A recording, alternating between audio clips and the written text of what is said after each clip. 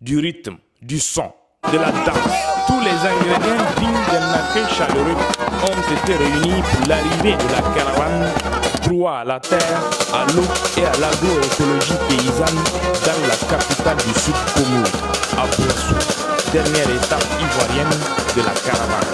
Le lendemain, lundi 19 décembre 2018, plus de 180 personnes ont pris part aux activités. Des chefs traditionnels qui ont béni la cérémonie, les communautés paysannes d'Aboasso et des autorités locales. L'itinéraire et l'objectif de la caravane, l'historique de la création de la convergence et les mots de bienvenue aux caravaniers ont ponctué les interventions de la cérémonie d'ouverture. S'en est suivi les différents panels, dont celui qui porte sur le thème central, à savoir l'accaparement des terres et la pêche artisanale. Une activité menacée en Côte d'Ivoire, selon les conférenciers. La pêche, dont l'expérience mauritanienne a été partagée avec l'assistance par la chef de la délégation de la Mauritanie. La pêche à travers les pesticides.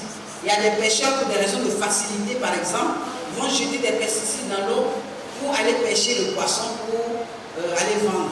Et moi, j'ai souvent l'habitude de dire aux femmes, quand vous allez au marché, que vous voyez du poisson qui est trop blanchâtre, avec des taches, n'achetez pas, parce que ce sont des poissons pêchés avec des pesticides. La pollution de l'eau, c'est surtout au niveau des eaux intérieures, des lagunes, des fleuves, des rivières. Et M. Akoka est ici, je sais qu'au niveau de la lagune Abi, par exemple, il y a la pollution minière. Les mines qui sont exploitées au Ghana, par exemple, polluent, l'eau coule jusqu'au niveau de la lagune Abi pour venir polluer la lagune Abi. Et je sais qu'ils s'en plaignent. En Mauritanie, il existe deux mécanismes très distincts pour le traitement et valorisation des produits de la pêche. Le premier consiste à traiter le poisson en usine ou établissement industriel, alors que le second, orienté vers la consommation finale, consiste à faire de la transformation traditionnelle par des artisanaux avec une très faible technicité. La fin des activités à Aboasso a été marquée par la remise du livret vert et de la déclaration de la société civile locale à la représentante du préfet du Sud Comoué. L'étape ivoirienne de la caravane a été riche en enseignements sur le foncier, l'accaparement des terres, la migration clandestine et la pêche artisanale, à en croire certains chefs de délégation.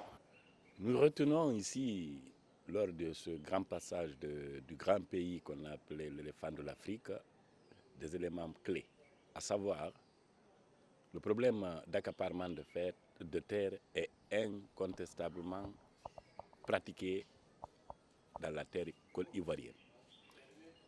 À Mans, nous constatons une situation alarmante à partir du moment où les terres n'appartiennent pratiquement pas maintenant aux autochtones, mais plutôt aux multinationales et aux gens nantis.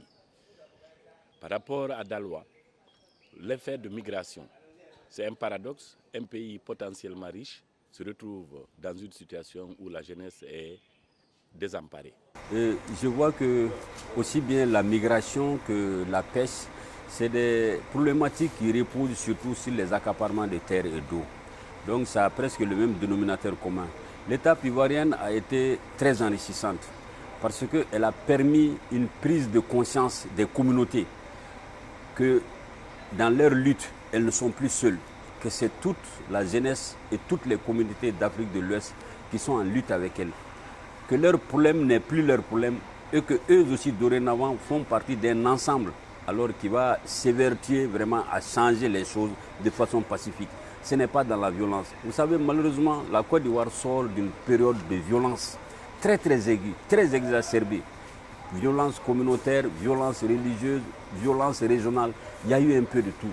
Les esprits commencent à s'apaiser. Les initiateurs de la caravane tirent également un bilan positif du passage en Côte d'Ivoire. En termes de bilan, je pense que, comme initialement prévu dans le programme, nous avions 3 étapes à faire en Côte d'Ivoire, notamment Mans, Daloa et Aboasso.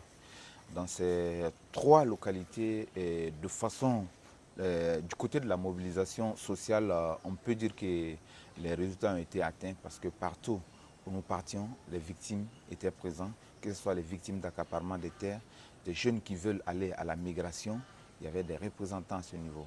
Au niveau d'Aboisseau également, la salle était pleine de pêcheurs aujourd'hui qui sont confrontés à des problèmes. Donc du coup, la mobilisation des communautés rurales, on peut dire que les Ivoiriens ont gagné le pari.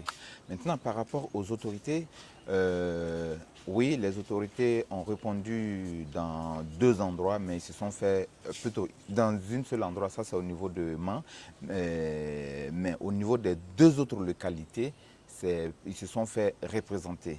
Donc ça, c'est une bonne chose, mais on aurait aimé avoir les gouverneurs avec nous. Mais qu'à cela ne tienne, nous avons eu des gens aussi à la hauteur de souhait parce qu'ils ont partagé nos préoccupations et ils ont reconnu que c'est des faits réels que nous sommes en train de décrier. Il ne reste qu'aux organisations de la société civile au plan national de resserrer leurs rangs dans un esprit convergent pour le triomphe des idéaux de la caravane.